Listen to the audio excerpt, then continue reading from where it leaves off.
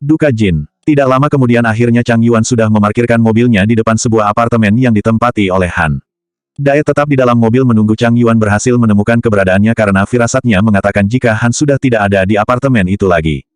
Setelah memeriksa, Chang Yuan segera kembali ke dalam mobil. Han tidak ada di apartemennya, Tuan, lapor Chang Yuan. Dae Hyun terdiam karena sudah menduga jika hal itu terjadi. Sepertinya Han sudah mengetahui jika penjahat suruhannya tertangkap. Tanpa menunggu diperintah, Chang Yuan segera melacak keberadaan Han melalui ponselnya. Ternyata sekarang Han sudah berada di Bandara Internasional Incheon. Sepertinya hendak melakukan penerbangan ke luar negeri untuk kabur. Apa kita akan ke bandara, Tuan? Tanya Chang Yuan sembari menoleh ke belakang memandang bosnya. Suruh anak buahmu saja yang menangkapnya, sahut Dae Hyun dengan wajah datar. Chang Yuan segera menghubungi anak buahnya untuk mencari Han sekarang juga di Bandara Internasional Incheon. Kemudian membuat janji untuk bertemu di suatu tempat. Sesuai kesepakatan dengan anak buahnya, Chang Yuan mengemudikan mobilnya menuju sebuah tempat sepi yang ada di pinggiran kota Seoul. Tempatnya tidak terlalu jauh, hanya sekitar 20 menit untuk sampai di tempat itu. Apa mereka sudah menemukannya? Tanya Dae Hyun datar sembari menyilangkan tangannya di dada. Ia sangat percaya jika Chang Yuan bisa diandalkan, namun dirinya sudah tidak sabar ingin menghabisi Han secepat mungkin karena sudah tidak punya banyak waktu. Dae Hyun ingin segera kembali ke rumah sakit untuk menjaga istrinya. Mereka saat ini sudah dalam perjalanan kemari, Tuan, sahut Chang Yuan. Benar saja, tidak berapa lama kemudian akhirnya sebuah mobil berhenti tidak jauh dari tempat Dae Hyun berdiri. Terdengar suara pria yang meronta meminta untuk dilepaskan. Dae Hyun, Han langsung membelalakan matanya dengan tubuh yang mulai gemetar seraya mengamati seseorang yang ada di depannya. Meskipun Dae Hyun berdiri di tempat yang samar-samar dan membelakanginya, namun Han dapat melihat jika sosok yang ada di depannya saat ini adalah Dae Hyun. Tidak mungkin salah. Dae Hyun tetap berdiri dengan tenang meski tangannya terus mengepal tanpa membalikkan tubuhnya. Anak buahnya terus mendorong tubuh Han agar berjalan lebih dekat ke arah bosnya. Namun Han terus saja memberontak, barangkali bisa berhasil, tapi anak buah Chang Yuan terus mencengkram punggungnya dengan muat. Hingga saat ini jarak mereka hanya berjarak 1 meter dari Dae Hyun. Bak, setelah terdengar suara langkah berhenti tepat di belakangnya, Dae Hyun langsung melayangkan pukulannya ke wajah Han hingga membuat tubuh Han langsung terjerembab ke tanah. Ditatapnya Han dengan mata tajam dan berapi-api. Nafas Dae Hyun naik turun karena terlalu emosi. Apa yang kau lakukan? Ujar Han tanpa merasa jika dirinya telah melakukan kesalahan. Berusaha untuk bangkit meski kepalanya sempoyongan. Kau masih tanya apa yang aku lakukan? Dae Hyun mencengkram kerah baju Han. Menariknya agar segera berdiri, kemudian melayangkan tinjunya kembali ke wajah Han secara membabi buta hingga darah segar langsung keluar dari mulut dan hidungnya. Saat ini Dae Hyun sudah tidak bisa mengontrol emosinya ketika melihat wajah Su Yin yang tengah terbaring lemah terus ada di benaknya karena itu semua disebabkan oleh Han. Dae Hyun tak menghentikan pukulannya meskipun Han sudah merintih kesakitan dan memohon ampun. Baginya tidak ada yang bisa dimaafkan karena kesalahan Han sangat besar. Setelah cukup puas melihat Han yang sudah terjerembab ke tanah, barulah Dae Hyun menghentikannya. Semua itu rasanya sudah cukup, meski belum sebanding dengan harga yang harus dibayar Han karena sudah membuat Su Yin kehilangan janinnya. Apa yang harus kami lakukan, Tuan? Apakah sama seperti sebelumnya? Tanya Chang Yuan karena Dae Hyun tampak sudah menghentikan amukannya. Tidak, aku ingin dia masuk penjara agar bisa merasakan indahnya berada di dalam sel, ujar Dae Hyun dingin. Chang Yuan menganggukkan kepalanya tanda mengerti apa yang diperintahkan Dae Hyun. Bosnya tidak ingin Han mati terlalu cepat sehingga ia ingin Han membusuk si penjara secara perlahan. Ambil semua harta yang dimilikinya karena semua itu adalah hasil penggelapan uang hotel, ujar Dae Hyun. Baik, Tuan. Dae Hyun langsung meninggalkan tempat itu. Dilihatnya jam yang melingkar di tangannya yang sudah menunjukkan hampir pukul 5 pagi. Waktu tak terasa berlalu begitu cepat. Dengan kecepatan tinggi Dae Hyun mengemudikan mobilnya menuju rumah sakit Pyongyang. Berharap sampai di sana Su Yin sudah tersadar. Di sebuah area pemakaman, Jin bersimpuh di depan sebuah makam yang masih baru. Ia terus memeluk batu nisan yang tertulis nama ibunya di sana. Iya, semalam ketika ia masih berada di pabrik tua itu ibunya menghembuskan nafas terakhirnya karena mengalami serangan jantung. Jin menyesal tidak bisa di dekat ibunya ketika saat-saat terakhir. Jin terus menangis histeris sendirian di pusara ibunya karena semua orang yang hadir pada pemakaman itu sudah pergi semua. Tidak ada siapapun yang dimilikinya saat ini. Satu-satunya orang yang disayanginya bahkan sudah pergi untuk selama-lamanya. Padahal ibunya adalah sumber semangat kerja kerasnya selama ini. Ibu, kenapa kau pergi meninggalkanku? Ujar Jin lirih dengan suara parau setelah terlalu lama menangis. Aku tidak bisa hidup tanpamu, Bu. Jin terus mengusap nisan dengan air mata yang terus tumpah dari sudut matanya. Gadis itu seperti sangat enggan meninggalkan pusara ibunya hingga tangannya memeluk gundukan tangan yang masih basah. Mendengar ibu Jin meninggal dari bibi Xia, Chang Yuan memutuskan untuk mencarinya. Ada kekhawatiran Chang Yuan pada Jin karena saat ini pasti ia sangat terpukul. Dipandanginya Jin yang bersimpuh sambil terus menangis. Sungguh tidak tega melihatnya seperti itu sehingga Chang Yuan berjalan mendekatinya kemudian berjongkok. Aku turut berduka cita atas kematian ibumu, Jin, ucap Chang Yuan lirih sambil menepuk pundak Jin. Jin menghentikan tangisnya sebentar sembari menoleh Chang Yuan yang berada di sampingnya. Terima kasih, Asisten Chang, ujarnya dengan mata yang sangat sembab karena menangis. Wajahnya juga masih lebam akibat kejadian semalam. Sebaiknya kita pulang karena sebentar lagi akan hujan, ujar Chang Yuan sambil memandang langit yang sudah mulai gelap. Jin menggelengkan kepalanya pelan dengan mata yang kembali berkaca-kaca sambil menatap kosong gundukan tanah di depannya.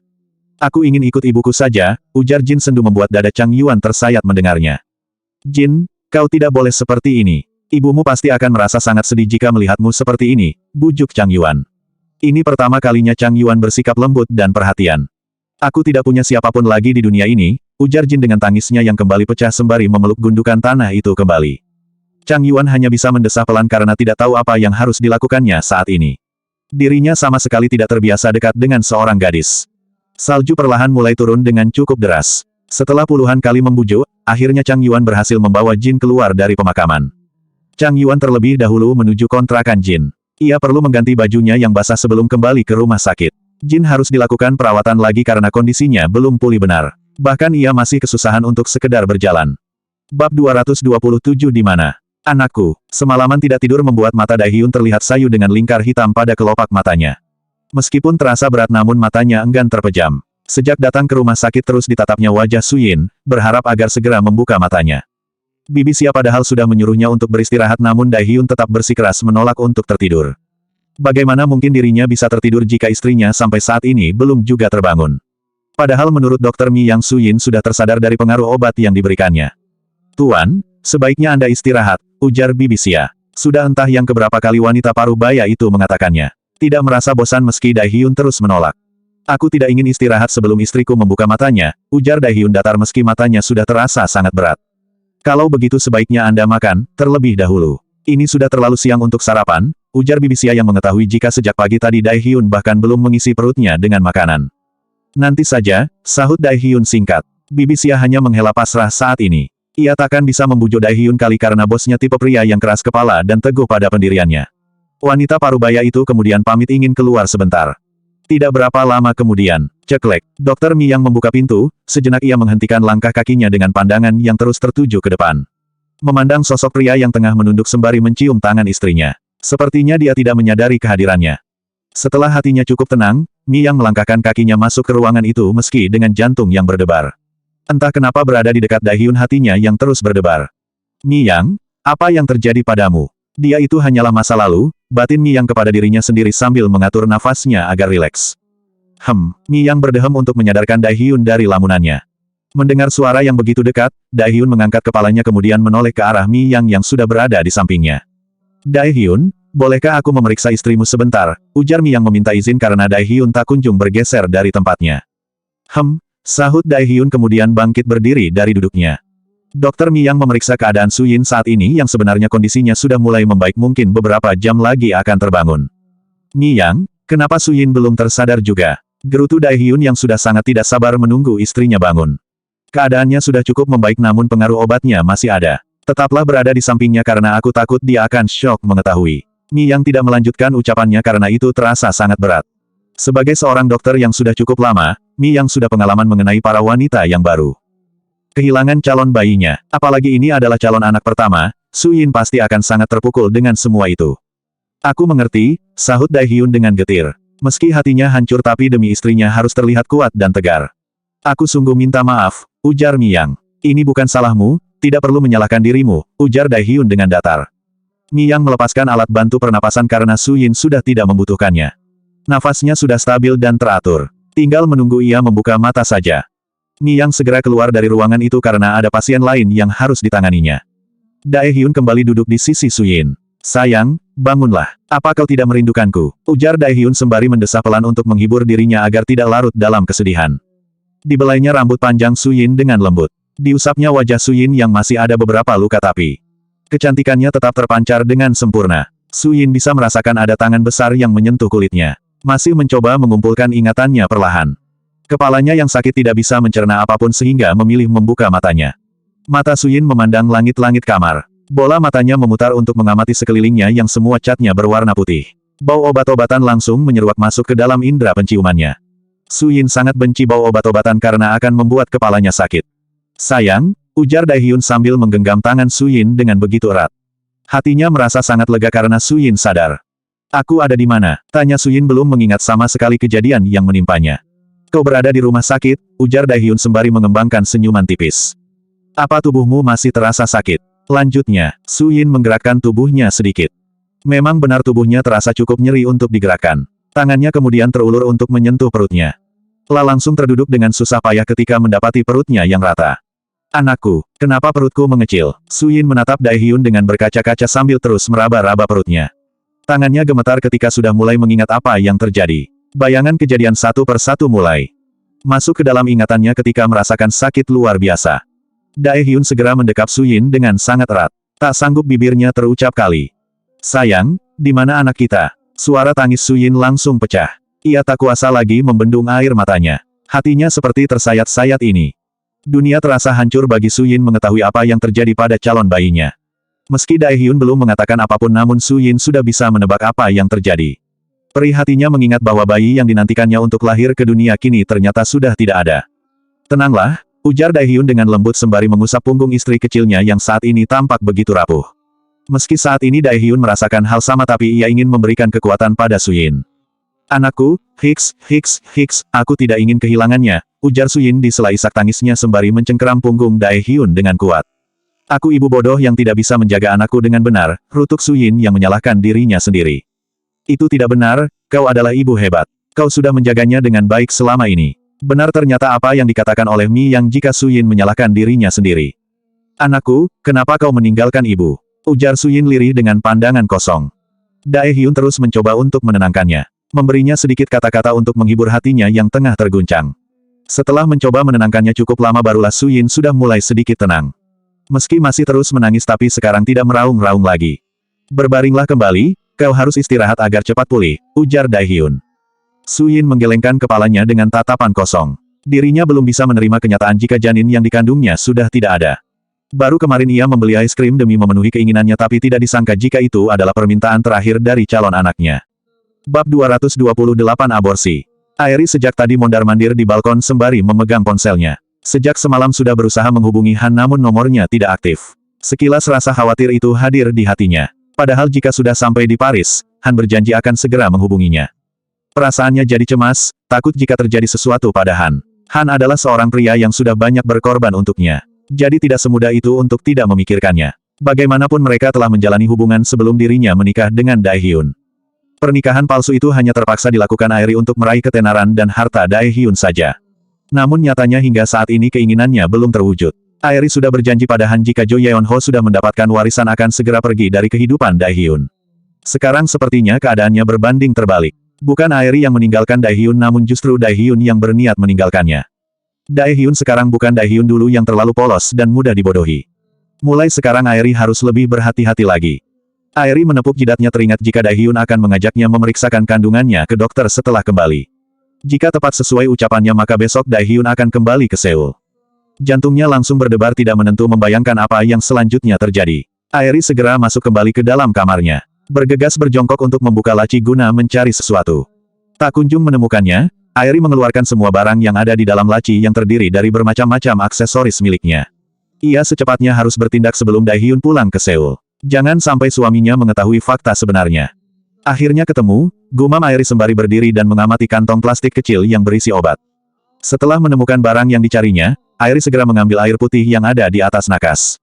Dengan tangan gemetar hendak meminumnya tapi Airi mengurungkan niatnya. Mengingat resiko obat yang diminumnya terlalu besar. Bisa-bisa bukan hanya janin di dalam perutnya yang mati, nyawanya bahkan bisa melayang jika salah.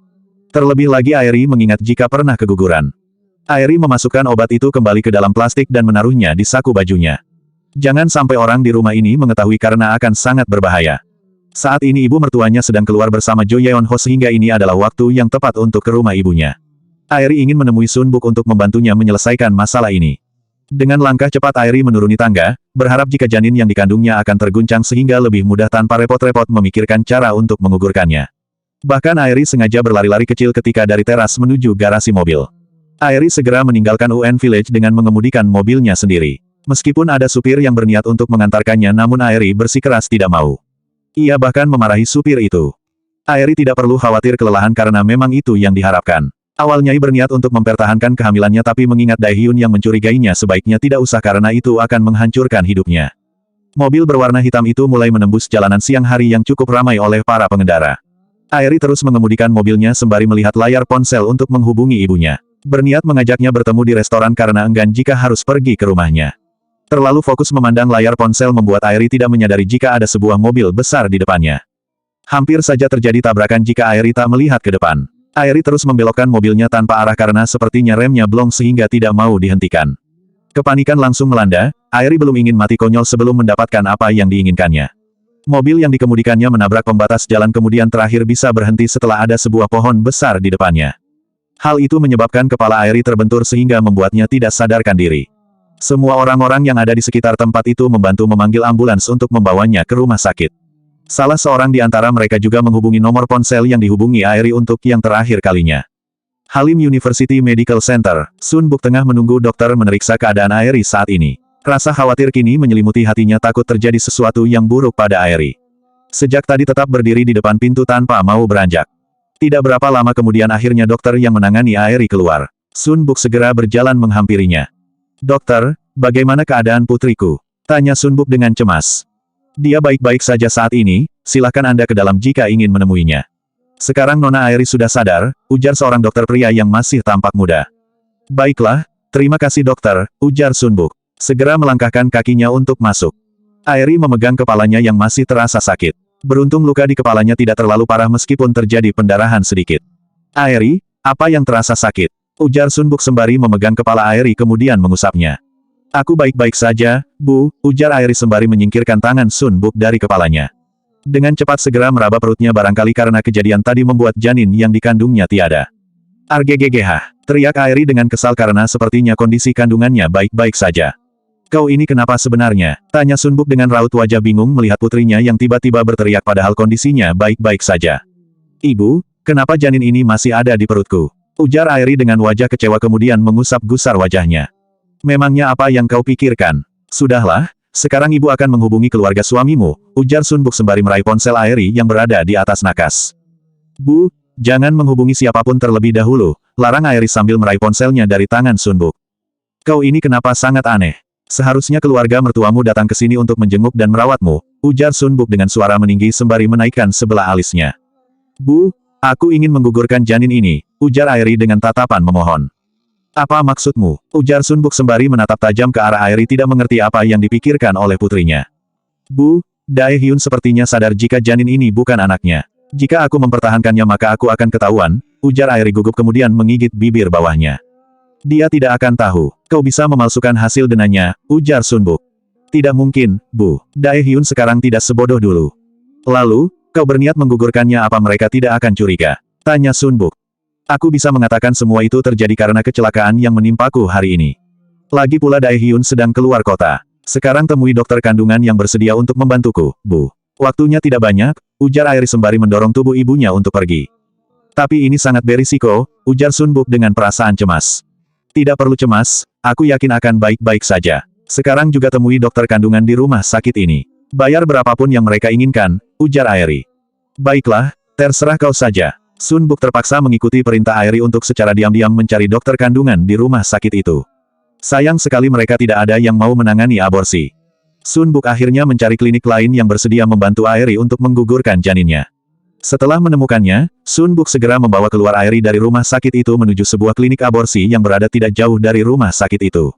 Mereka pergi secara diam-diam agar tidak ketahuan oleh pihak rumah sakit. Bab 229 Kesedihan Palsu. Ni, Park dan Jo Yeon-ho baru sampai di rumah ketika pada sore hari. Jo Yeon-ho tampak sangat sumringah saat ini. Akhirnya keinginannya untuk pergi jalan-jalan terwujud membuat Ni, Park turut bahagia. Mereka menghempaskan tubuh ke sofa untuk menghilangkan rasa penat setelah bepergian seharian. "Apa kau sangat senang?" tanya Ni, Park sembari mengusap rambut cucu kesayangannya. Jo Yeon-ho menganggukkan kepalanya dengan antusias dan wajah berbinar. Meski belum bisa liburan bersama ayahnya tapi hari ini neneknya sudah cukup membuatnya bahagia. Ponsel Ni, Park tiba-tiba saja berdering. Wanita itu segera mengambilnya dari dalam tas. Dahinya berkerut ketika melihat nama yang sedang memanggil. Jarang sekali Sun Buk menghubunginya. Ni Park segera menjawabnya, barangkali ada hal penting. Ni Park, bisakah kau datang ke rumah sakit sekarang juga? Ujar Sun Buk dari seberang telepon. Memangnya siapa yang sakit? Ni Park seketika langsung berdiri. Airi baru saja kecelakaan, ucap Sun Buk sembari terisak-isak. Bukankah Airi ada di kamarnya? Ni Park tidak begitu percaya jika Airi kecelakaan, pasalnya ketika pamit Airi mengatakan jika dirinya tidak akan pergi kemana-mana. Airi kecelakaan saat perjalanan hendak menemuiku, ujar Sun Buk sambil terus terisak. Baiklah, katakan sekarang kalian berada di mana? Ujar Ni Park. Kami di Halim University Medical Center, sahut Sun Buk.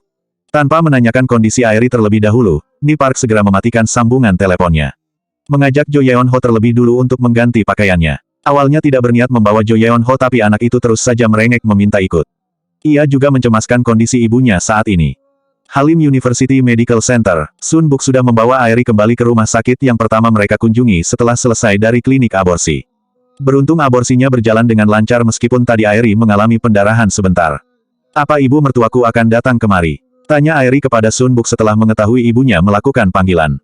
Tentu saja, sebaiknya kau bersiap-siap agar terlihat sedih dan terpukul. Kau baru saja kehilangan bayimu. Beraktinglah dengan benar, jangan sampai ibu mertuamu curiga, ujar Sun Buk. Mengingatkan Airi untuk memasang wajah sedih bukan wajah gembira. Tenanglah, Bu. Aku akan melakukannya dengan benar, ujar Airi sembari mencebikkan bibirnya.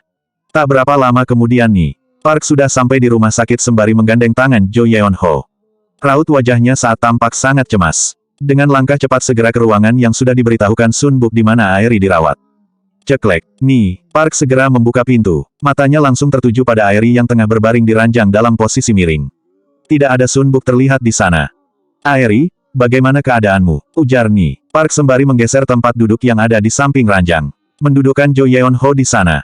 Mendengar suara ibu mertuanya, Airi segera berbalik sambil terisak-isak. Kemudian mencoba untuk duduk bersandar di sisi ranjang.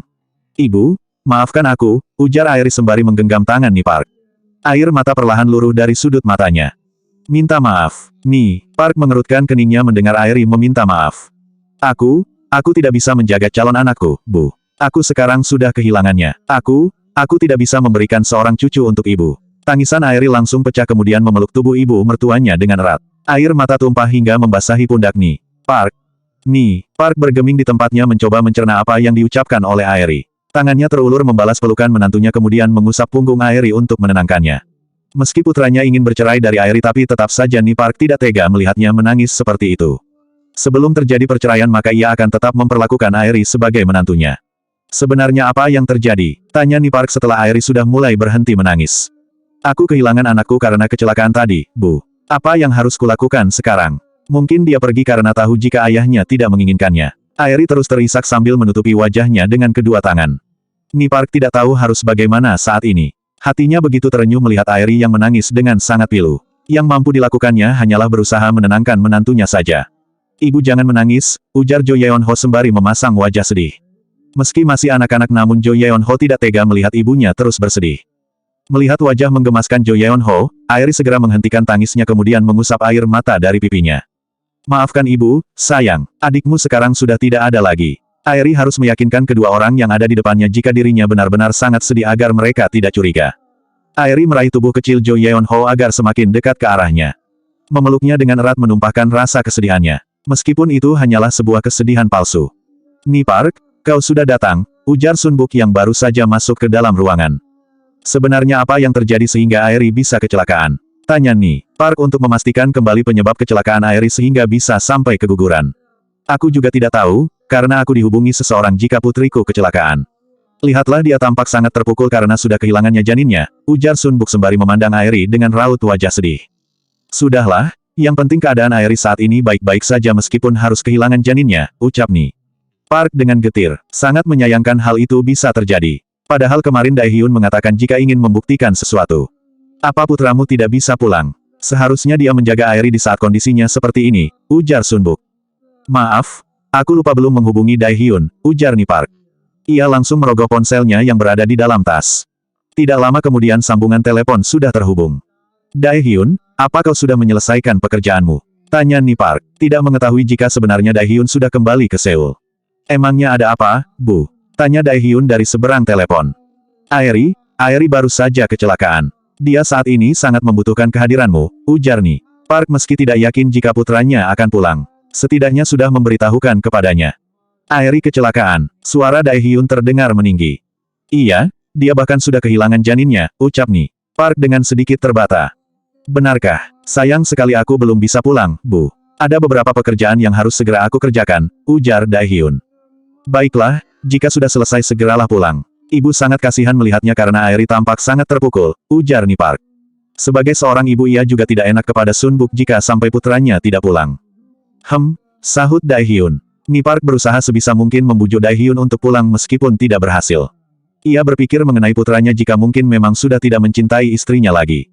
Hanya bisa pasrah menuruti apapun yang diinginkan oleh putranya. Ia tidak bisa mengatur kehidupan Daehyun sesuai keinginannya karena putranya sudah cukup dewasa. Saat ini yang bisa dilakukan hanyalah mencoba untuk menenangkan Airi dan ibunya. Bab 230 Kehadiran Jin. Rumah sakit bersalin Pyongyang. Daehyun baru saja menyelesaikan panggilan dari ibunya. Sebagai seorang pria yang masih memiliki hati nurani, sebenarnya Daehyun ingin melihat keadaan Airi saat ini. Namun tak mungkin untuk meninggalkan istri kecilnya di saat kondisinya masih seperti ini. Namun itu terasa sangat kebetulan sekali Airi dan Su Yin keguguran di waktu yang hampir bersamaan. Daehyun mengira jika Airi memang sengaja menggugurkannya karena takut ketahuan. Menyesal kemarin tidak langsung mengajaknya ke dokter. Daehyun tak ingin risau karena ada tidaknya bukti itu, ia tetap akan menceraikannya.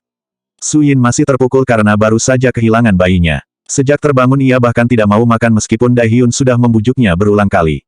Ia masih saja termenung kemudian tiba-tiba saja akan menangis. Membuat Daehyun merasa dadanya sesak melihat istri kecilnya seperti itu. Tidak disangka jika Su Yin ternyata sangat menginginkan kehadiran buah hatinya. Padahal dulu pernah mengatakan jika tidak akan memiliki anak terlebih dahulu. Daehyun kembali masuk ke dalam ruangan untuk melihat Su Yin kembali.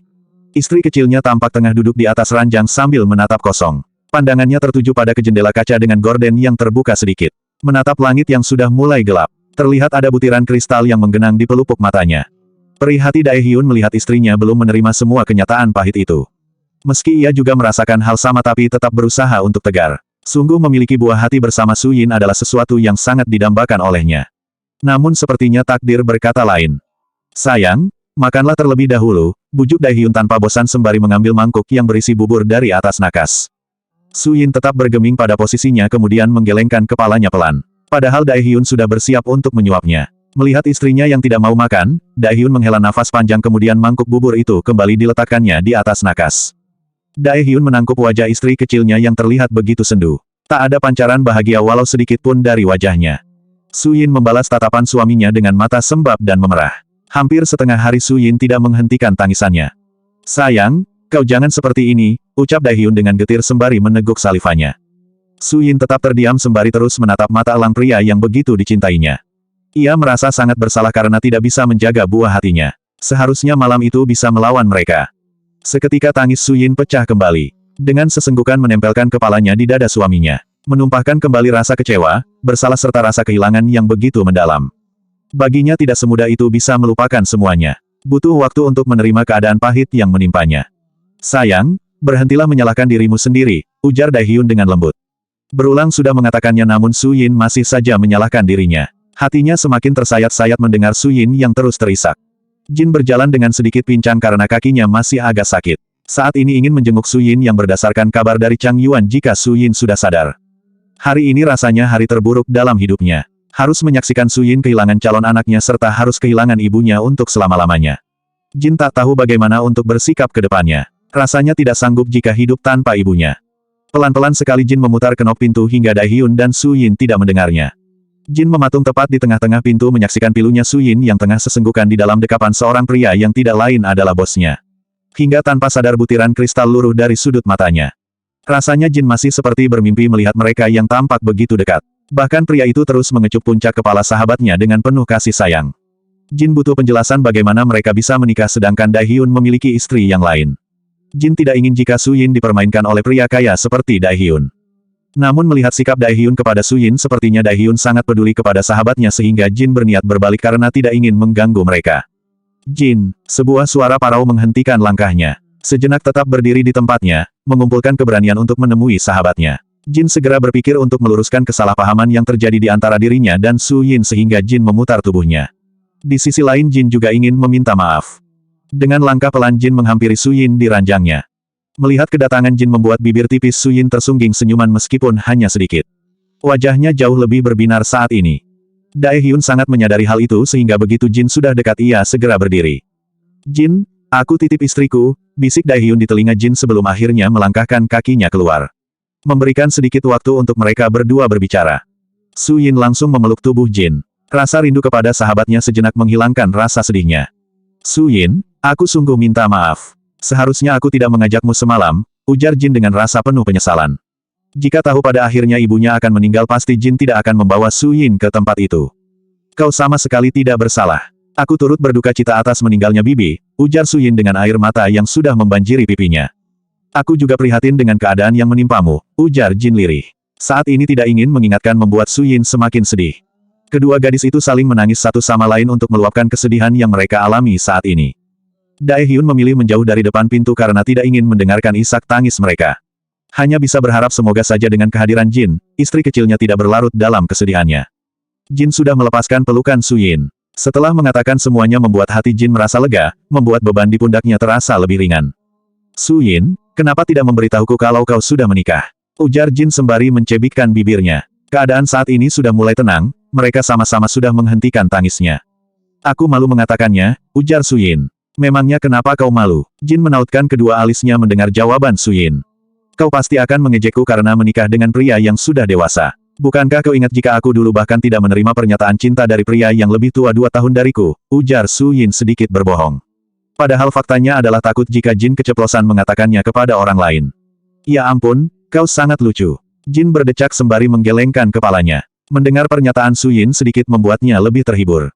Jin, jangan pernah menjauhiku lagi. Aku tidak punya teman yang bisa diajak ngobrol seperti dirimu. Kau sekarang tahu jika aku sudah bersuami sehingga jangan berpikiran jika aku mencintai Tuan Kim Su Hyun, ujar Su Yin. Ia perlu meluruskan hal itu agar hubungan persahabatan mereka tidak berantakan. Tidak usah dibahas, aku mengerti. Kita akan tetap bersahabat sampai kapanpun, ujar Jin sembari tersenyum tipis. Dirinya merasa sangat malu dengan hal itu. Menjauhi Su Yin karena suatu alasan yang tidak jelas. Su Yin sangat senang karena mengobrol dengan Jin mampu sedikit melupakan rasa kehilangannya.